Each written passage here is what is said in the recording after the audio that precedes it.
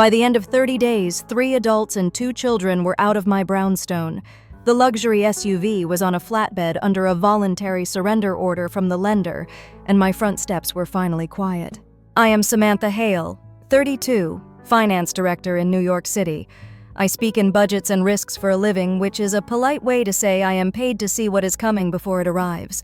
I thought I understood betrayal. I thought I was too organized and too careful to ever be blindsided inside my own home. What they did not know was simple. I keep receipts.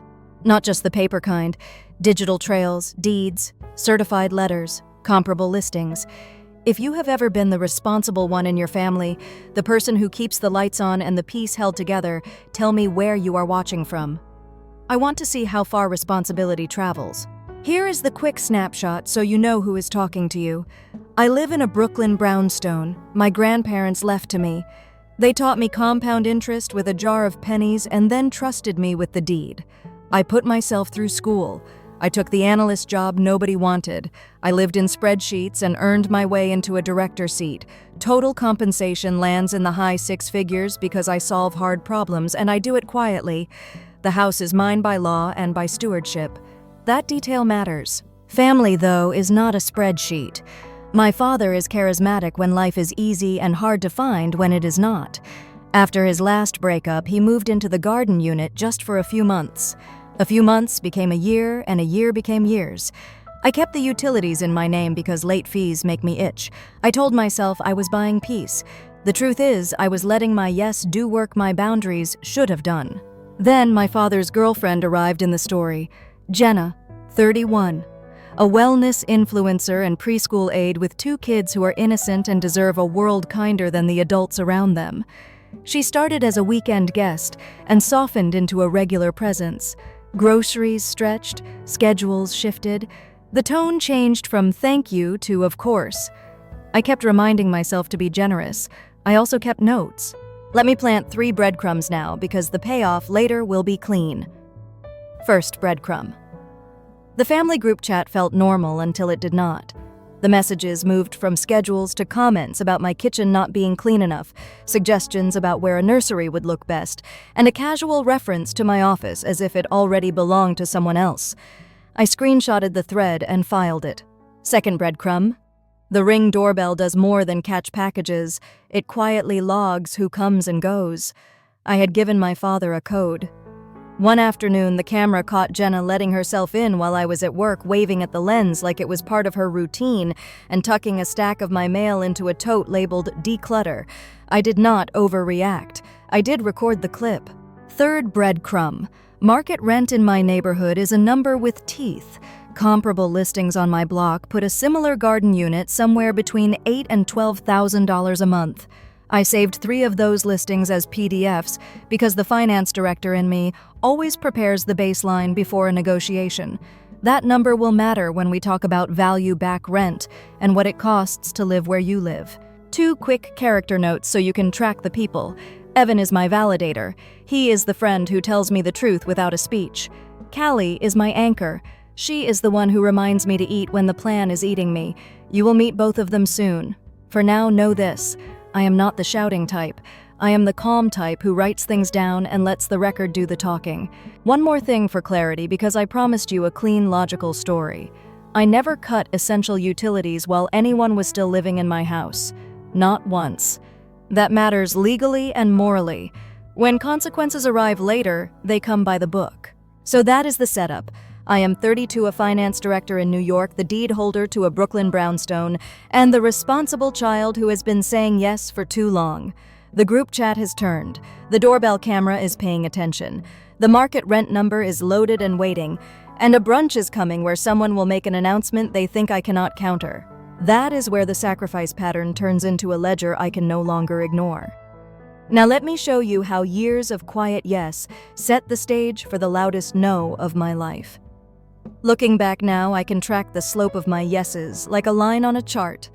Year 1, in the director's seat, I covered the property taxes on the brownstone because the estate had just settled and I wanted a clean ledger. My grandparents' house was my responsibility in every sense, and responsibility is a muscle I had been flexing since I was a kid. My father thanked me, promised to square up when things settled, and I believed him, because that is what daughters do when love and duty blur.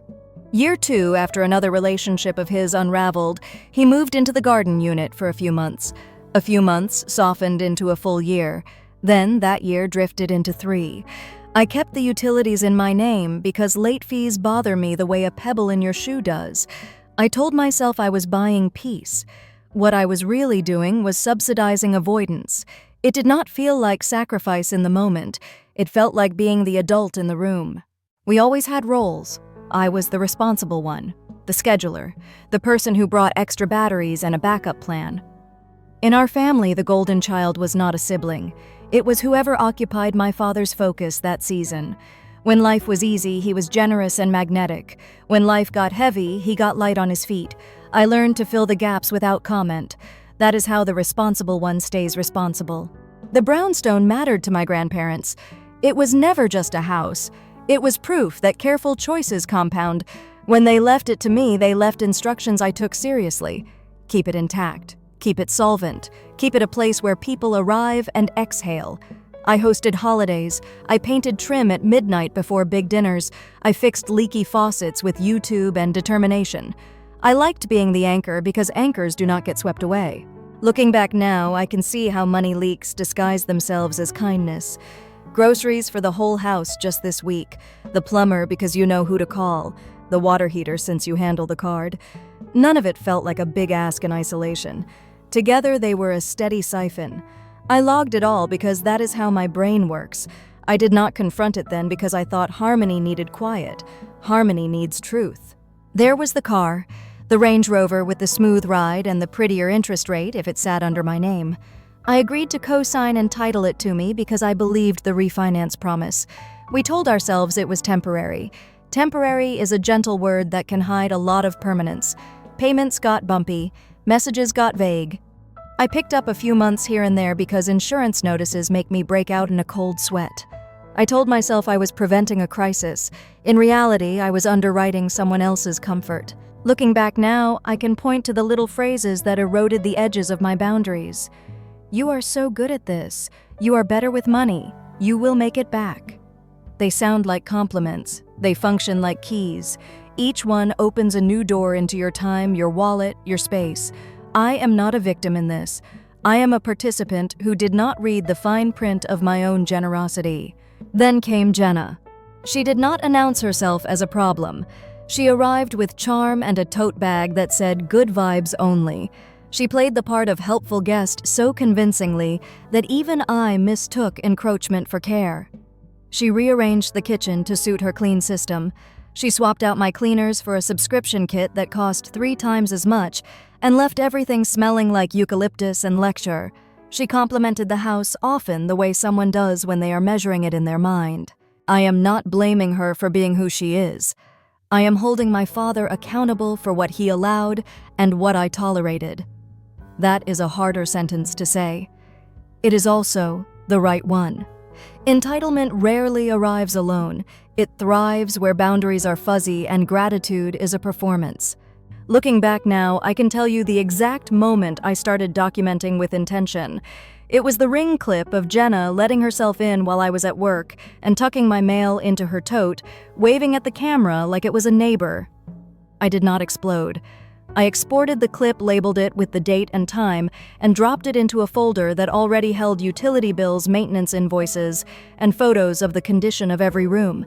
Documentation is not drama, it is dignity. The family group chat began to read like a forecast. At first it was schedules and dinner plans, then the tone shifted. Comments about my kitchen not being clean enough. Jokes about my office turning into a nursery because it had the best light. A suggestion that I would be happier in a midtown studio because the commute would be shorter. I took screenshots, not to weaponize, to remember the sequence without arguing about memory later. Here is the part people skip when they tell revenge stories. The backstory is not there to justify the ending. It is there to explain how a pattern trains a person to ignore themselves. For 3 years, my father lived in a garden unit in a neighborhood where comparable listings for similar units sat between $8,000 and $12,000 a month. I let him stay without a lease because I thought love and law could hold hands if we were careful. I paid for most of the shared utilities because turning off the lights on family felt cruel. I covered repairs because broken things make my skin itch. None of that was illegal. Much of it was unwise. All of it set the stage. Looking back now, I recognize that I had all the skills to protect myself and simply chose not to use them at home. At work, I am the person who insists on comparables before approving a number. At home, I leaned on vibes. At work, I require clean documentation before a deal moves. At home, I trusted promises with no due dates. I am saying this out loud because someone needs to hear that competence in one arena does not automatically transfer to another. You have to invite it in. I did start inviting it in, quietly at first. I pulled 3 market comps for the garden unit and saved them. I made a simple spreadsheet with columns for date expense, who benefited, and whether there was any repayment. I exported my Venmo and Zelle history into a CSV and highlighted every transfer that could be tied to household costs. I moved the deed and probate documents into a folder called House Tenancy and shared it to a private email that exists for moments like these. None of this meant I had decided to act. It meant I was done pretending I would not need to. And because stories are not just numbers, here is the emotional ledger too. The more I gave, the more invisible I felt. Gratitude turned into expectation. Requests turned into instructions. The phrase, "We need your office for the nursery," did not drop out of a clear blue sky at that brunch. It grew out of 1,000 little acquiescences I had made because it felt easier to bend than to explain why I would not. Looking back now, I can see the child version of me that got rewarded for being low maintenance and high performing. She built a life where she could be counted on. She also built a trap where being counted on meant being counted out of decisions about her own space. That realization did not make me bitter. It made me precise. So when the brunch invitation arrived, when the tone of the group chat got bright and a little performative, I knew something staged was coming. I did not know the exact lines. I did know my role was about to be rewritten. I packed a smile, my phone, and the calm that comes from knowing your paperwork is in order. I texted Evan to be on standby because validators keep you honest. I told Callie to ping me an eat reminder because anchors keep you human. That is the sacrifice pattern. Years of useful yeses. A house held together with care, a father I love who loves convenience, a girlfriend who mistook access for ownership, a responsible woman who finally decided that boundaries are not mean, they are math. With that ledger clear, we can step into the moment when suspicion hardened into certainty and the brunch turned into a courtroom with pastries. The brunch felt like a performance before I even walked in. String lights at noon, eucalyptus everywhere. The cousins clustered for photos like we were at a soft launch for a new product. I smiled, said hello, and clocked the details my brain always clocks. 2 toddler chairs pulled up to the table, a stack of paint swatches on the windowsill in a very particular shade of sage. A camera tripod pointed toward the spot with the best light. People do not set a stage like that without a script. Breadcrumb 1 lands the second I take off my coat. Evan texts me a screenshot. It is Jenna's Instagram story from earlier that morning. A boomerang of a paint roller with the caption, "Nursery Prep Day, manifesting the best light." The background looks suspiciously like my office wall. I do not react. I put my phone away. Calm is leverage. I move toward the kitchen to help plate fruit. Breadcrumb 2 appears when I open the drawer where I keep the good knives. They are gone. In their place is a labeled tray that says dulling risk. I hear Jenna behind me explaining to a relative that my knives are not safe around kids and that she fixed it. I have lived in this house for years without a single cut. I do not debate it now. I am gathering, not arguing. I set plates. I pour coffee. Breadcrumb 3 walks in on 2 small feet and a marker-stained sweatshirt. One of Jenna's kids holds up my framed bonus letter as if it is a coloring book. Look shiny paper. I smile, take it gently, and set it face down on a high shelf. The kid is innocent. The adults are not. I note how comfortable everyone is being in spaces that are not theirs. Then I hear it. Breadcrumb 4 comes as an overheard sentence in the hallway while I am swapping the coffee filter. My father's voice. Low. Tired. She will not make a scene, he says. She never does. Jenna answers light and confident. She is conflict-averse. We will present it as a plan, not a question. They are not whispering. They are assuming my role in their story is to accommodate. That is not a plan. That is entitlement. The doorbell rings. The cousins who could not make it in person beam in on a tablet propped up by the fruit platter. Jenna taps her glass with a spoon and the room hushes. She announces the pregnancy. I clap. I mean it. Children are not the problem here. Manipulation is. She thanks everyone for coming to help us transition the house for the baby. Then she says the part she rehearsed. The most logical room for the nursery is Sam's office. It has the best light. We have already found a great midtown studio for her with a friend rate. The lease starts in 2 weeks. We put a refundable hold to lock it in. That last line is the tell. Refundable hold. They did not pay for my new life. They reserved control over my current one. She hands me a bright folder with a printed lease inside. On top of the lease is a typed list titled Move Timeline. It includes Pack Sam's office crib delivery paint day and deep clean. There are dates. There are assigned helpers. There is no place where I say yes. Here is where the discovery becomes a document. I open the folder. The lease has my name printed under prospective tenant and a space for my signature. The broker's card is paper-clipped to the back with a handwritten note. Family discount. I flip to the numbers. $4,800 a month. Utilities not included. A deposit equal to 2 months' rent. It is not a studio anyone who knows me would choose. It is a studio chosen because it solves their problem. I look up. The room is full of people who love the idea of family harmony. They are not bad people. They just prefer a tidy story to a true one. I could make a speech right here. Instead, I do something more efficient. I set the folder on the coffee table and ask a simple question. Who signed the hold paperwork Jenna says I did, but it is refundable like she is offering me a gift? My father adds, we confront the first month as if money is the pivot point rather than ownership. Breadcrumb 5 is a sound more than a sentence. The Ring camera in the hallway pings my phone because someone is at the door with a delivery. I glance down. The screenshot shows a box labeled Convertible Crib. Shipping address my brownstone. Recipient Jenna. I let the lock screen go dark. I will not let a notification run my face. Now that the plan is on the table, I start asking questions you only ask when you have already done your homework. When is paint day? I say. Next Saturday, Jenna says the sage we picked looks so good in the light. And who is handling the utilities at the studio? I add, leafing through the lease as if I'm considering it. The building will help you set it up, she chirps. It is actually easier than what you have here. She smiles like she is giving me an upgrade. It is wild what people can say with a straight face when they believe they have momentum. Here is the part where financial exploitation goes from vibe to math.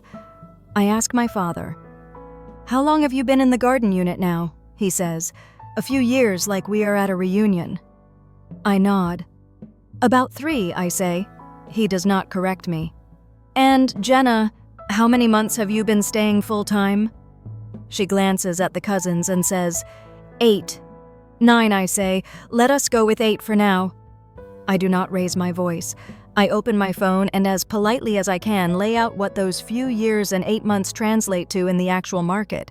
Comparable listings for the garden unit on this block run between $8,000 and $12,000 a month, I say. I have 3 comps saved. Taking the high end because this unit is renovated 3 years of occupancy at $12,000 a month equals $432,000 in value. 8 months at the same rate equals $96,000. Shared utilities on top of that are another few thousand a year. We can get exact later. The point is, space costs what it costs in this neighborhood. You could feel the air change. It is not anger. It is math landing in a room that had been running on feelings. A cousin clears his throat. Someone laughs too loudly. Jenna waves a hand and calls the numbers hypotheticals, which is a word people use when they do not want to look at receipts. My father looks at the floor the way he did when I was little and asked if he was really coming to the recital. He is a man who avoids hard things until they are unavoidable. Today is unavoidable. Breadcrumb 6 comes from a place I did not expect. My aunt looks at the lease in my hands and says, "Honey, did you agree to this?" It is the first time anyone has framed it as a question instead of a decree. I answer the way you answer when you are done auditioning for the role of agreeable daughter. No, I did not agree, and I am not moving out. I do not raise my voice. I do not perform. I do something more destabilizing. I mirror the projection that has been happening to me. You are proposing a move timeline, I say to Jenna, without the consent of the person who owns the property. You are describing my office as a nursery. You are calling a lease you chose for me a family solution. None of that is collaboration. It is unilateral, and unilateral ends here. If you felt your shoulders drop hearing that is because truth makes gravity behave differently. People stop floating in delusion and come back to the floor. The brunch switches from celebration to negotiation without anyone announcing the change. Someone asks, "Can we talk about this later, just the three of us?" which is a classic tactic to move a boundary conversation off stage. I smile.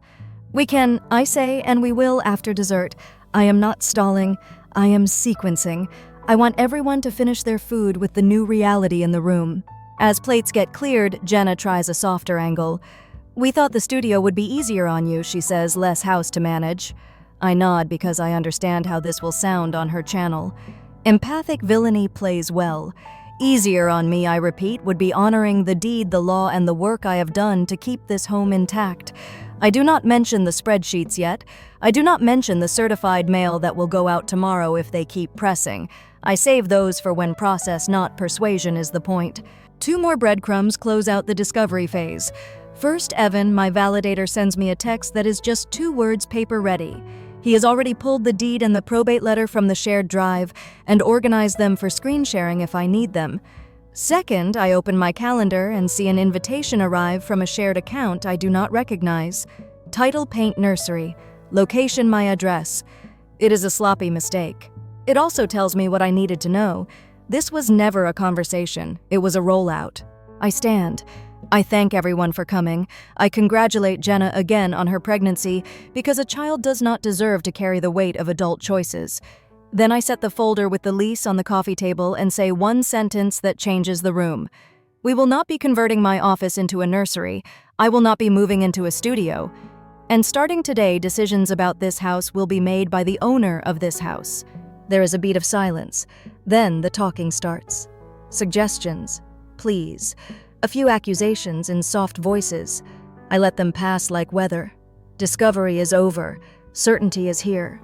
The next part is not about how loud anyone can speak. It is about how clearly I can act.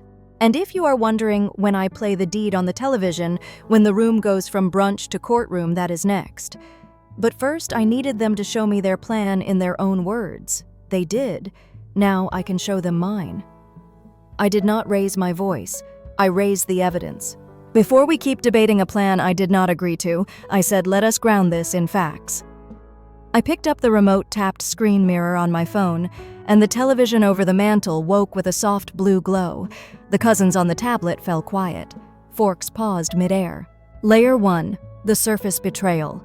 The deed filled the screen, black ink on white, my name spelled out in full with the words, fee, simple, absolute, right where the notary stamped them. I zoomed in on the signature page and the probate confirmation email from my attorney. No emotion, just ownership.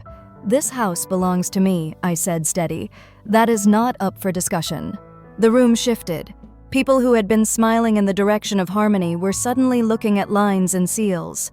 I flipped to the folder labeled House Tenancy. Up came clear photos of my office taken the week before, time-stamped. The same angle as Jenna's story that morning. Same window, same light. Different reality: my desk, my work, my framed letter back in its place. You are free to imagine a nursery anywhere, I added, but you do not get to declare one in a room that is not yours. Layer 2, the deeper conspiracy. I did not use the word conspiracy to be dramatic. I used it because plans built in private are not accidents. I opened the calendar screenshot that had hit my phone during brunch. Paint Nursery. Location: my address. Then the family group chat screen grabs soft, polite messages that read less like conversation and more like rollout. My office referred to in the past tense, like it was already reassigned. The Instagram story boomerang of a paint roller with the caption, manifesting the best light. The ring clip thumbnail where Jenna waved at the camera while letting herself in and slipped my mail into her tote labeled declutter. I did not play the clip. I did not need to. The still image and timestamp were enough to make the point without turning brunch into a courtroom. I could feel the urge in my chest to add commentary. I did not. I let silence do the heavy lifting. It is amazing how loud the truth gets when you stop competing with it. Layer 3, pattern recognition. This one I did not put on the screen. I put it in words because it was mine to own. I trained everyone here to expect my yes, I said. I covered things quietly. I stretched to make room. I let convenience override clarity. That created a pattern where I became invisible in my own house. That pattern ends today. There was a moment, small, almost ordinary, that became an anchor. A dust mote caught the light and spun. The radiator ticked in that patient way cast iron radiators do when steam makes its way through old bones. Outside the window, the sky was a plain bright blue. Nothing epic, just steady. I felt my heartbeat match the radiator's rhythm. I could breathe again. My aunt was the first to speak. "So, what happens now?" she asked, voice gentle, eyes clear. She was not asking me to negotiate. She was asking about process. "Now we stop pretending this is a family discussion about my relocation," I said. "It is not. It is a legal matter about people occupying space they do not own, making unilateral plans, and attempting to pressure the owner with a surprise announcement. I am not moving out. My office is not becoming a nursery. If you want to talk about what lawful occupancy looks like going forward, I am willing to have that conversation with documents, not vibes." Jenna tried to smile it back into casual. "We just thought it would be easier on you," she said. "Less house to manage." I nodded once. "What is easier on me," I answered, "is the law, which I will follow, which I will also enforce." I closed the deed.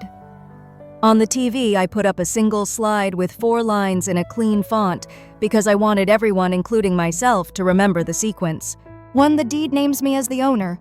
2. Any future occupancy decisions will be documented, not assumed. 3. Market rent on this block is a real number, not a metaphor. I have 3 comps saved between $8,000 and $12,000 a month for a similar unit. 4. Starting tomorrow, everything proceeds by the book. No surprises, no whisper campaigns, no offstage pressure. You could feel the temperature in the room settle. Not warm, not cold, neutral. Clarity has a climate. My father finally looked at me straight on.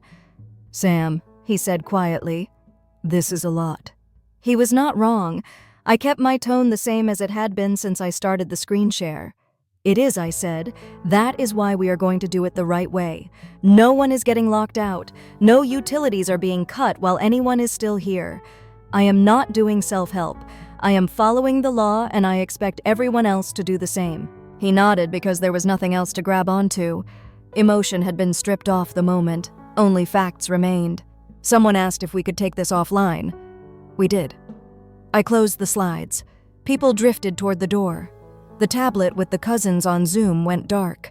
The smell of eucalyptus lingered like a closing credits song. I stood at the window for a beat and watched the dust float in the light until it stopped looking like a snow globe and started looking like air. In the kitchen, I rinsed the coffee pot because rinsing resets me. Evan texted, "You good?" I wrote back, "Yes.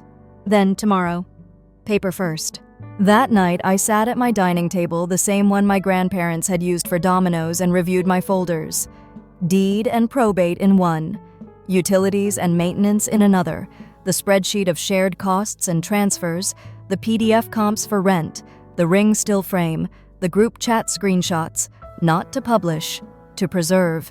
I drafted a clean timeline: 3 years of garden unit occupancy, 8 months of additional full-time occupants, notable dates, and the brunch announcement. I added a line at the end in bold, "All steps to be taken after the notice period through proper filings with counsel." Before I went to bed, I wrote a sentence on a sticky note and put it on my phone. Calm is not passive. Calm is preparation. If you are wondering about the pregnancy discrimination angle some people reach for in these situations, yes, I had already thought about it. Housing law is not employment law. I was not removing anyone mid-lease. There was no lease. I was not retaliating. I was asserting ownership and setting a lawful process with a clear timeline. I would not be discussing medical details. I would be discussing occupancy and terms. Full stop. I slept not long. Enough. Morning came with the clatter of the mail slot and the kind of light that makes the brownstone banister glow. I made coffee, texted Callie that I was eating, and put my hair in a bun because that is how I signal my brain it is time to work. Then I headed to my attorney's office with a neat stack of documents and a quiet voice. Part 5 is where the plan turns into certified mail and timestamps. This part, this awakening, is where I took my story back without a single shout, a single slammed door, or a single unsafe move.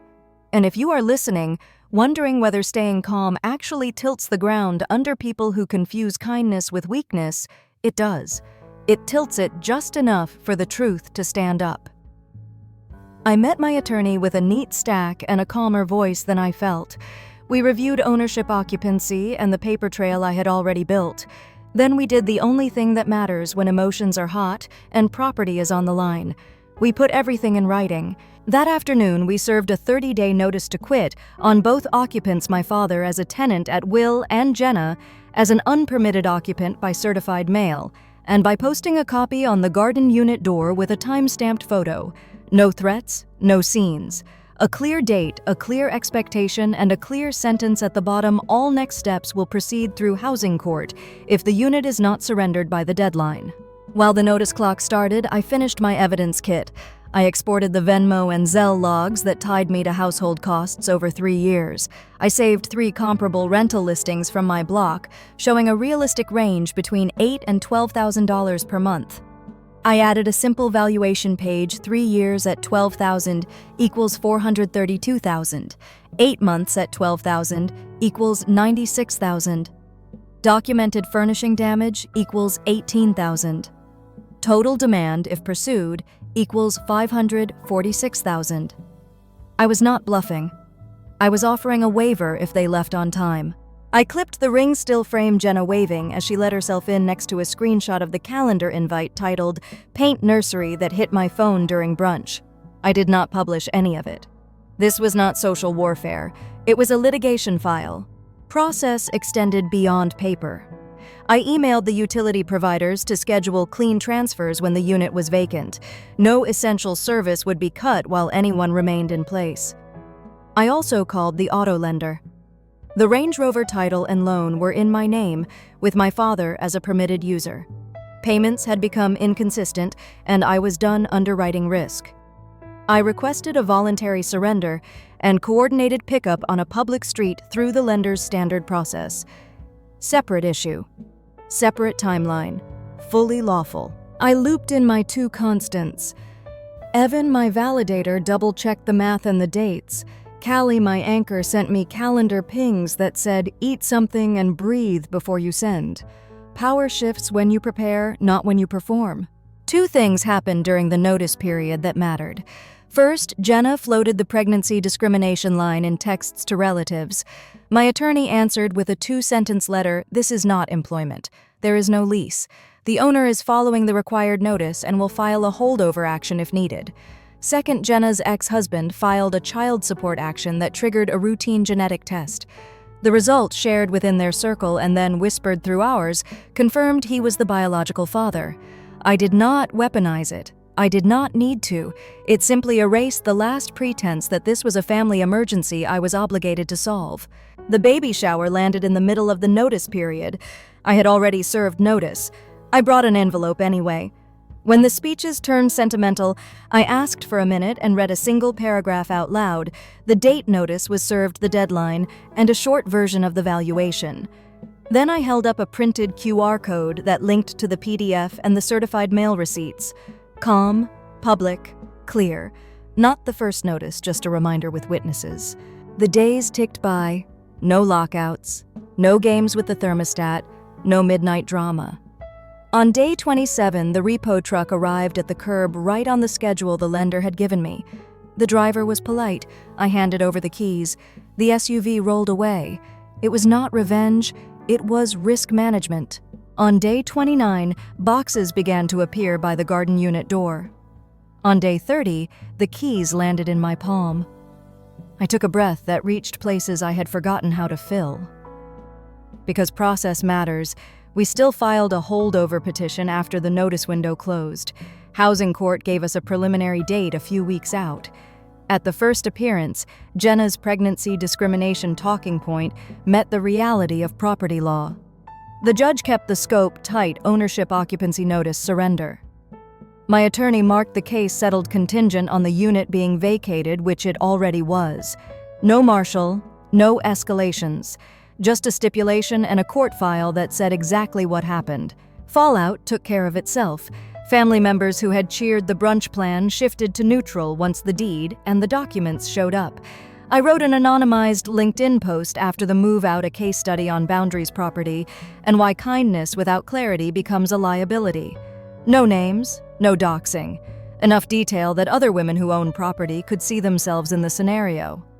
A few of Jenna's brand contacts quietly stepped back. That was not my goal.